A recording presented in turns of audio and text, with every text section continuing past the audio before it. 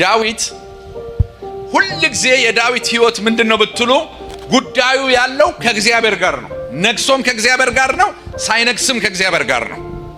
ይኸውላችሁ አንዳንድ ነገር ልንገራችሁ። እግዚአብሔር የተለየ ዓላማ በህይወታችን ላይ ሲኖረው ምንም ነገር ብታደርጉ፣ የትም ብትወጡ፣ የትም ብትወርዱ በራሳችሁ የምታደርጉት ነገር የለም። ለምን? እግዚአብሔር ጉዳይ ካለው ጉዳዩን ከራሱ ጋር ያደርጋል። እና ዳዊት ችግር ውስጥ ይገባል፣ እንደ ሰው ችግር ውስጥ ይገባል። እንደ ሰው ዳዊት ንጉስነት ይቀበላል፣ ይሳሳታል፣ በኃጢአቱ ይወድቃል። እንደ ሰው ዳዊትን ያላጋጠመው ነገር የለውም። ግን እንደ ሰው ያ ሁሉ ነገር ያጋጥመው እንጂ ከዳዊት ላይ ያልተበጠሰ አንድ ትልቅ ነገር አለ። በየትኛውም ሁኔታ ውስጥ ሆኖ ልቡ እንደ እግዚአብሔር ልብ ነው። ጩሁና አሜን ለጌታ። ወድቆ እንደ እግዚአብሔር ልብ ነው። ስልጣን ላይ ሲወጣ እንደ እግዚአብሔር ልብ ነው። ከስልጣን ሲወርድ እንደ እግዚአብሔር ልብ ነው። ሲሰደድ እንደ እግዚአብሔር ልብ ነው። ዛሬ የልብን ክፋት እግዚአብሔር ያነሳልናል። አይዟችሁ፣ አሜን በሉ። አይዟችሁ።